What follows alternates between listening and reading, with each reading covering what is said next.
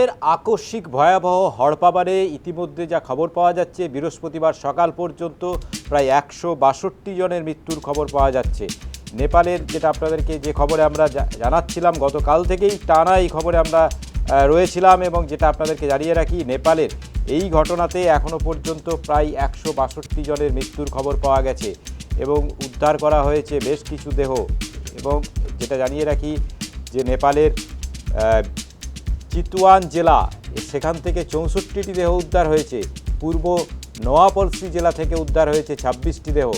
এখনও পর্যন্ত প্রায় 750 জনেরও বেশি মানুষ নিখোঁজ রয়েছেন। নিখোঁজদের মধ্যে 133 জন ভারতীয় নাগরিক রয়েছেন, এমনটাই জানা গেছে।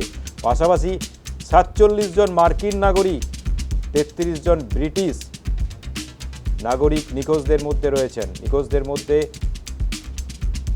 বহু বাইরের পর্যটক তারা গিয়েছিলেন নেপালে এবং ওই ভয়াবহ হড়পাবানে এখনও পর্যন্ত তারা নিখোঁজ রয়েছেন। নেপালের 28 জন পুলিশ তারাও নিখোঁজ রয়েছেন। ভয়াবহ হড়পাবানের যে দৃশ্য, যে ছবি আমরা গতকাল থেকে দেখাচ্ছিলাম লাগাতার, আপনারা দেখছেন এখনও পর্যন্ত প্রায় 162 জনের মৃত্যু হয়েছে।